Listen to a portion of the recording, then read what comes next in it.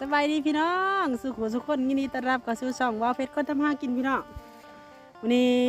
โอ้ยมันมีน้ำกินพี่น้องขึ้นแต่เฮ็ดเวียกก็เลยว่าสิเอาลงเอาปลาในน้องเด้อพี่น้องนี่เรากำลังล้างไผ่เนาะกินน้องเลยสิกินปิ้งปลากันอยู่นี่เนาะสิจีปลากินเนาะนกมือเนี่ยสบายดีป่าลุงนกมือดีๆนะตินกมือดีๆนี่นกมือสิ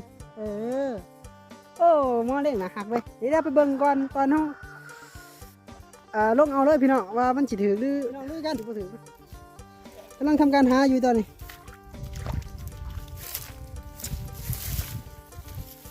มาเผาปลากินเด่นเมืองโอ้ใส่จิโก้เลยโอ้ปลายังวะปลายังชิวันรุ่นจันพี่น้องตัวหนึ่งนี่แต่เวลาเขาเลยได้สิถึงป่ะนี่พี่น้องตายแล้วพี่น้องเขาไหลมาบางใหญ่เนาะเขาโยนมาห้องใหญ่ไปสองพี่น้องไปพี่น้องเขาเคยลงเล่นน้ำเหมือนกันนี่เนาะไอ้พี่น้องฮะถ้าอยู่หันแหละนี่อยู่ลงเล่นน้ำมึงมาอยู่ลงกับป่าเด้อป่าทำอะไรกันเด้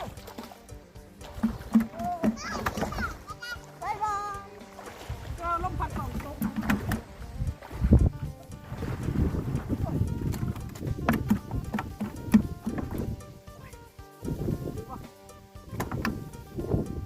ว้ายหนาวลมพัดให้หนาวเว้ย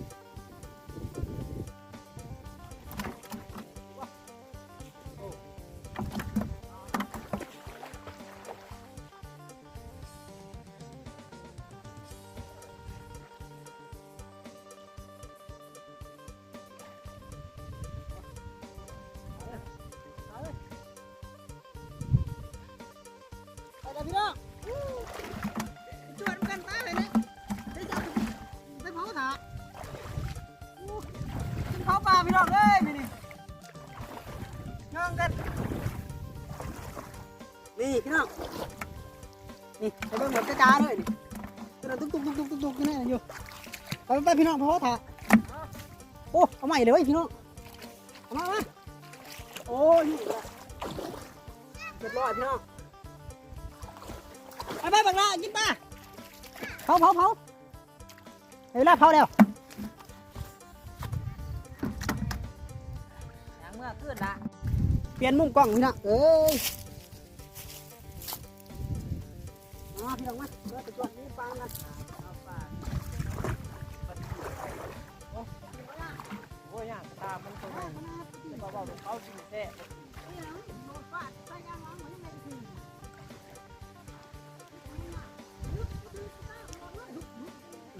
มันจะตีน้ำเลยแม่บ่งอยู่มีตาจะตีน้ำโดน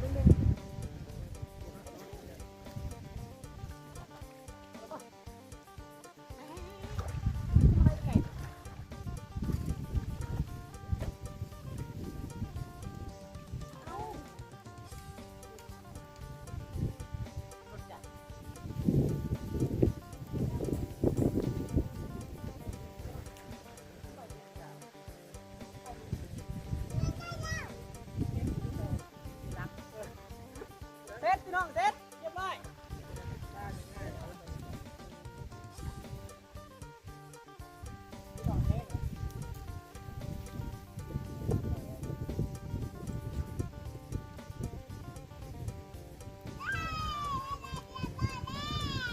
แล้วพ่อ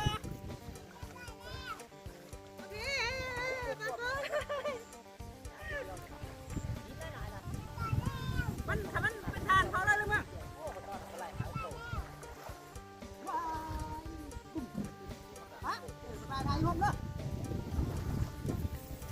ได้เพิ่มมีละ2พี่น้องเอ้ยจวนก็ติดแซ่ลงมาดิได้เติมว่าได้เมื่อแก้วฮะได้เลยยังกินมาพ่อเอาเจ็บเลยตัวละคำกินแก้วไปกินแซ่แล้วว่า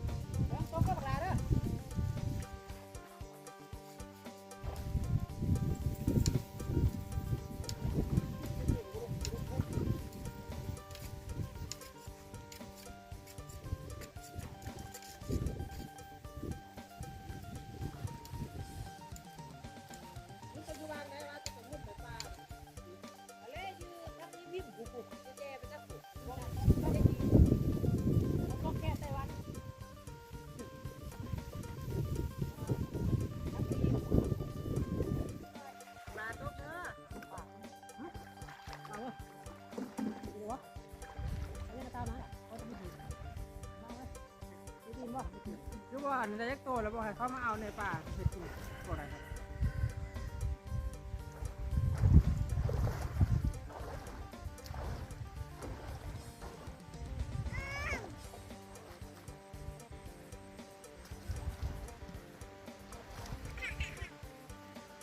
ตัดตูยังเดือด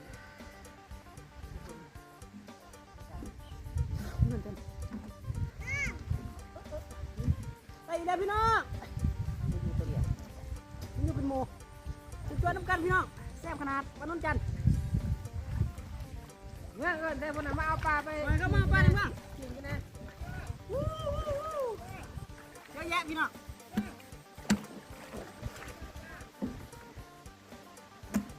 ว้าอากาศหนาวพี่น้องไว้บ้านเฮามาปลาเด้อบ่ได้บ่ต้องมาจ้ะ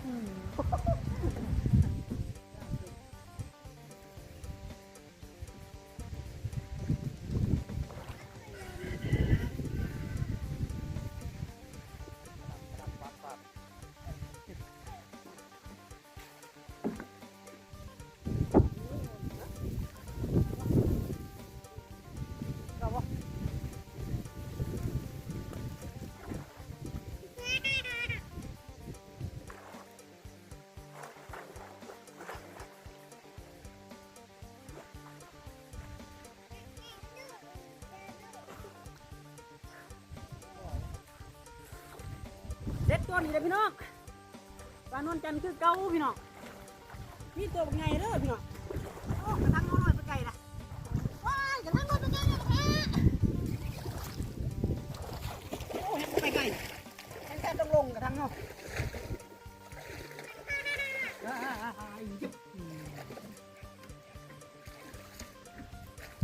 ไปเลยปลาเลย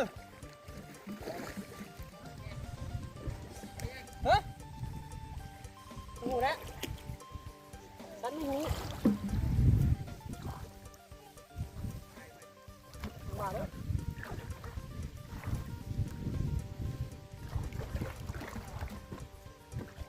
คุกคนนั้นแหละครับและ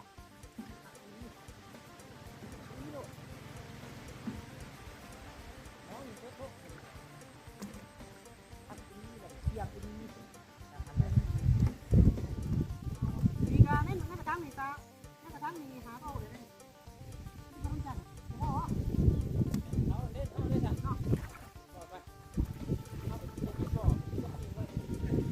ทีเลยกินเลยก็มันเขามาเอาที่ลูกดาวผมมีเลยเดี๋ยวเอาไปให้เดี๋ยวไปให้เดี๋ยวจับไปเลยไหนอยู่เนี่ยเฮ้ยสิเผาปลาพี่น้องเอ้ย มึงเห็นหนาเลย เว้ยหนาปะตรงนี้เห็นยังไงนี่เกลือน้องก็ได้น้องก็สิเผาเนาะเนาะนี่เกลือ เห็นเลยเห็นได้เลย รับด้วยนะตัวตายเอาปลาแสบพี่น้องเลยให้ไผ่มันแห้งก่อนนะเพิ่งมีเครื่องมา ไปพี่น้องพี่น้อง ปลาพี่น้องเด้อ ไปพี่น้องเด้อ เข้าปลา ป้าป้าป้า แซ่บแซ่บ แซ่บ แซ่บเหมือนกันเด้อพี่น้อง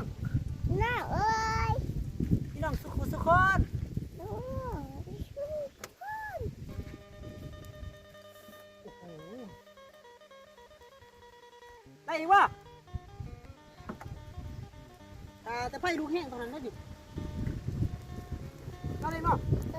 ก็ได้สอให้เนาะท่านใส่กินทันได้เนาะ พี่น้องเอ้ย พี่น้องเอ้ย พี่น้องเอ้ยมันสิเด็กกันเลยพี่น้องเฮ้ยสิกิน เขาพามึงเลย เฮาว่าสิกินกับอันนี้ของพี่นะพี่น้องปลาเฮาเอามาพี่น้องมาเผาปลากันแล้วมันจะตุกจิกนะเอาแม่ช่วยเราเอาไปปีกไง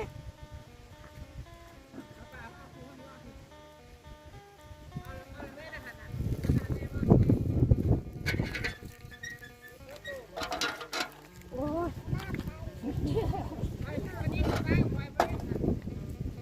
วันนี้เขาฉีเอาพี่น้องเลยแกงเลยก็มาเอาเกลือมาหน่อยพวกเด็ก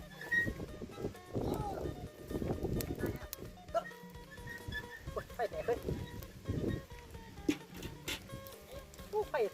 ามคักขนาด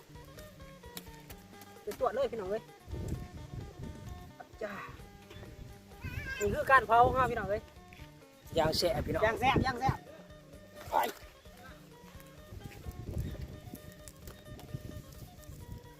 วันนี้โมใหญ่เนาะวันนี้เดียวโมใหญ่ทำไม ทำไมทำแล้วคือตัว เข้ามาแล้ว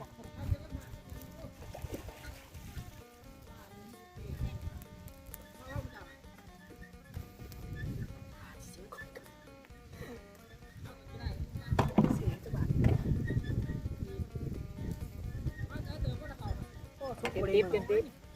ติ๊บ ชิมมังกรพี่น้องมึงเนี่ยไปสิเบิ่ง เนี่ยจะจ้างเอา เรื่องมึงเกลือ อันพักแทนนี่กูเกือบไม่ได้เลยนะ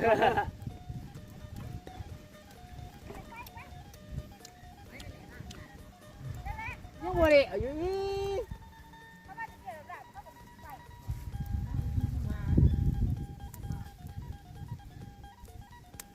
เอาหาบักซ้อนเอาที่บ่อน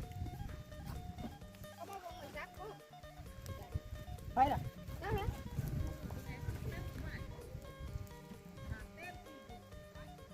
นี่จะฮีทไหมครับใช่ไหม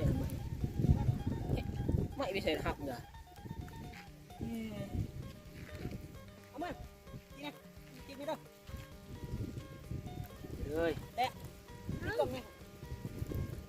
กินกล่องนี่ ติดกล่องให้เราเปิด กินไปนำรอไปนำพี่น้องเอ้ย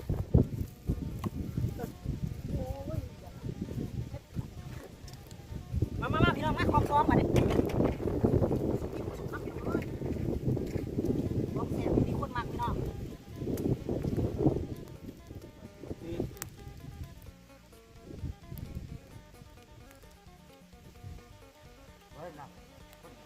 คนมาเข้ามาเฉย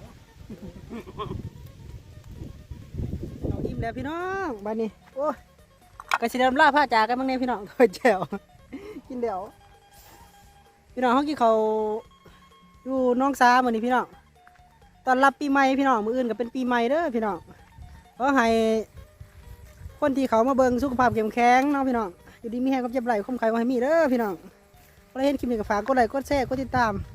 เพื่อเป็นกำลังใจให้ช่องเฮาพี่น้องบ๊ายบายพี่น้องเจอกันใหม่ในคลิปหน้า